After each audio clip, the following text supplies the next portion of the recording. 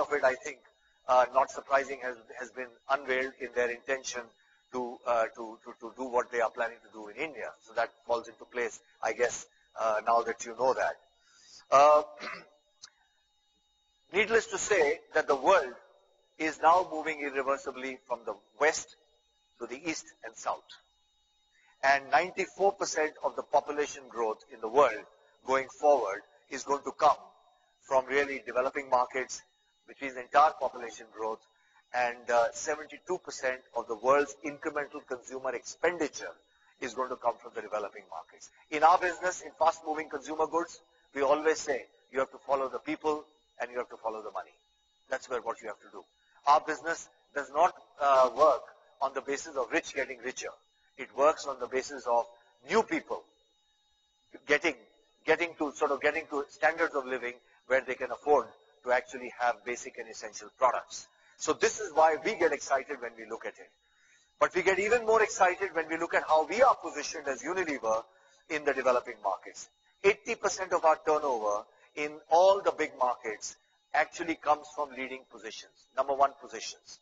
And this is just a little bit of a map of our categories and some of the key countries, BRIC and the next 13 countries. And you can see the number of number one positions that we have and the number of number two positions that we have.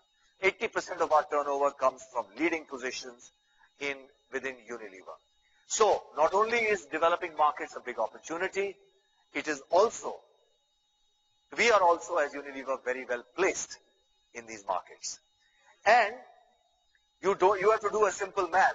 If sitting in 2013, 57% of our turnover, 57% of Unilever's business is coming from developing markets, it is not very far away that 70% plus of our business will come from the developing markets.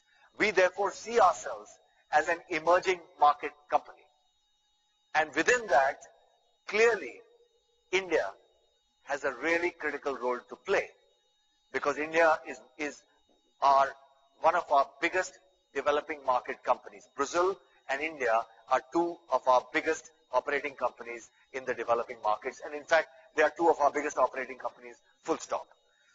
And I'll come back to that. So what's our strategy in terms of winning in developing and emerging markets? And I'll just give you a little bit of a flavor of this, some of which is intuitive and no surprises.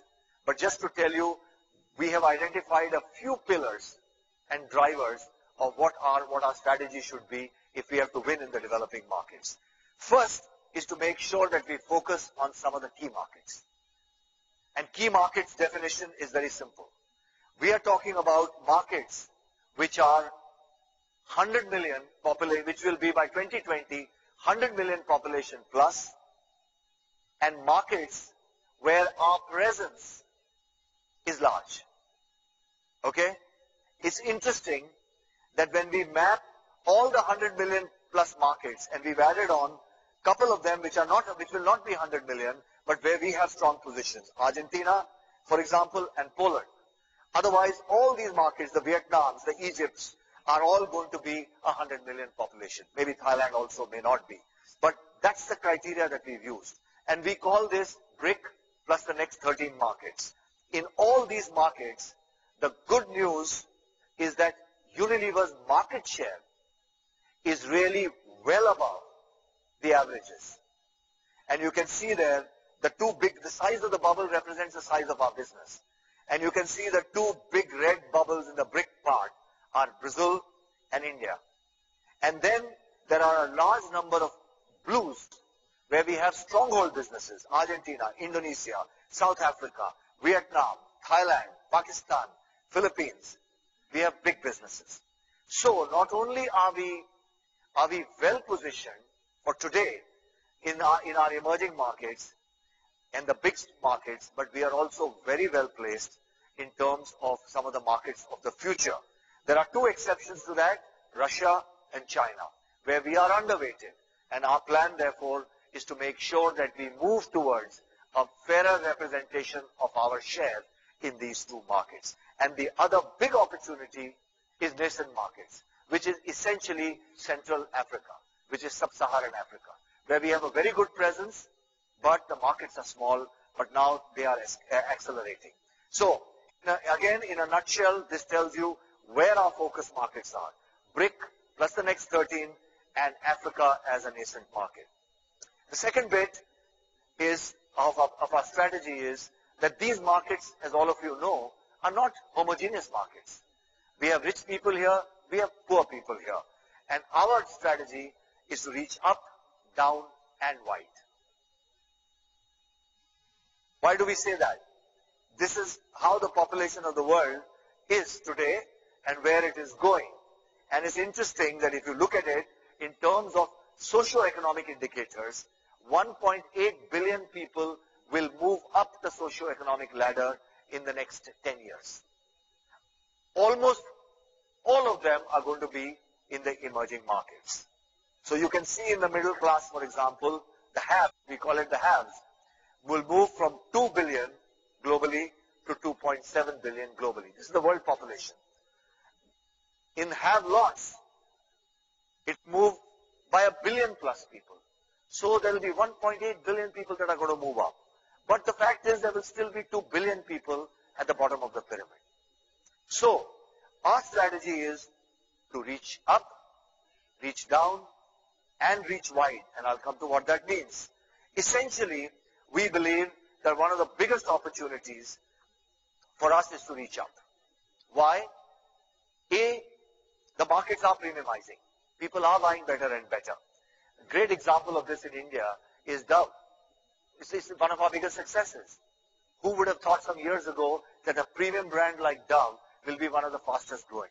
Globally, in the developing markets also, premium categories, in personal care particularly, are the fastest growing categories. And they are also margin accretive. So therefore, this is an important bit. Reaching down, I don't have to tell you in India, because we have in HUL, we mastered this whole idea of bottom of the pyramid. How do we make our products, our wonderful products, accessible to the lower tier? And lastly and very importantly, we are still only in 40% of the brand country combinations in the world. In other words, there is 60% of white space in which we can still go in terms of launching our Unilever brands. I'll give you an example. Take a brand like Dove in India. It didn't exist 3 years ago. Take a brand like Axe. Okay? Axe, that was launched in China just 2 years ago. So this gives you a sense of the opportunity in terms of white spaces that we have. And by the way, just one other thing. White space does not only mean brand white space. It also means geographical white space. Myanmar. We were the first country in the 20s to go into Myanmar, Burma. We were the first country to come out because of human rights violation. We were the first country to go back after the normalization of relationships. So Myanmar is one example of white space. Okay? Equally, there is white space in terms of channel opportunities. Out of home, drugstores where we are underrepresented, e-commerce. So white space represents white space in terms of brand, geography, channel. Okay? So that's the opportunity here. The third part of our strategy, if you have to win in developing markets, is local relevance and global leverage. You have to do both. You have to make sure that what you offer to consumers, we use the might of our scale and understanding of consumers and category insights. But at the same time, you have to tailor this to local insights.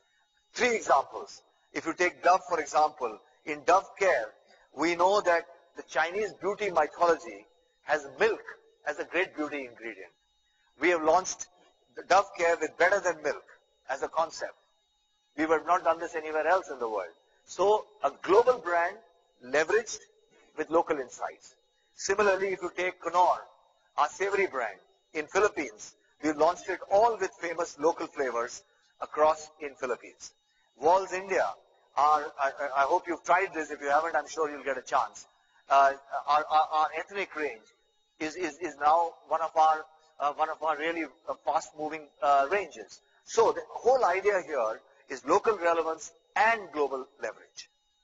And another example of global leverage is repeatable models and best practices. whether they are in terms of how do we lead market development, perfect stores, low-cost business models. We have actually codified this so we can run it across all our developing markets. So these are some examples of global leverage and local relevance. The fourth one is execution powerhouse. How do we be an execution powerhouse? And the challenge in developing markets is how do we do this in general trade and modern trade. It is not one or the other. And India again is a great example where we are not only strong in traditional trade, but our shares in modern trade are even higher than general trade because we have brought the best capabilities of Unilever into managing the modern trade. And it is really important. In developing markets, you have to have what I call a business schizophrenia or bipolarity, which is, it's an and culture, the rich and the poor, the traditional and the modern. And if you don't know how to handle this bipolarity, you cannot win in developing markets. And another great example of that is exploiting traditional and digital media.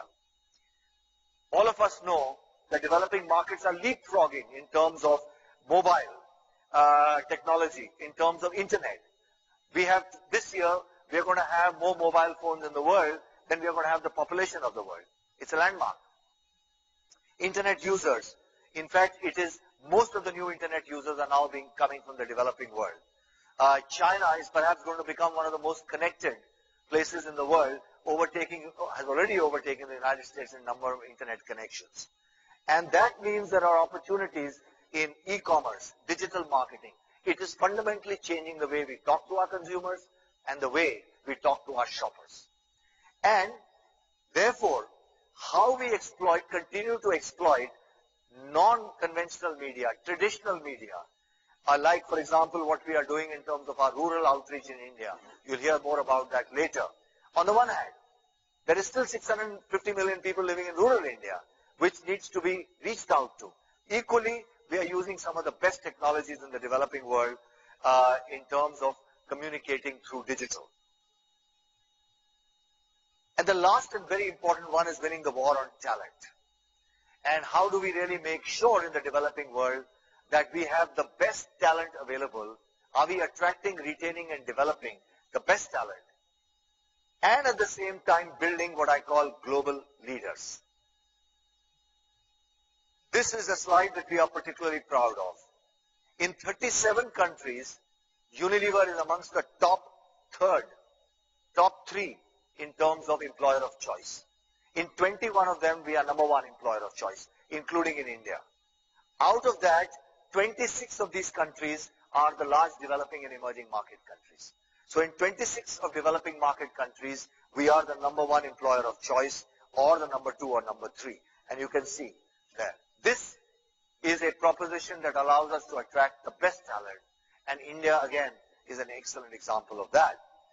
Our commitment to building global talent. As I speak to you, in June, we inaugurate Unilever's only second in its history Global Leadership Development Center in Singapore, with an investment of upwards of 45 million euros, the best-in-class leadership development center.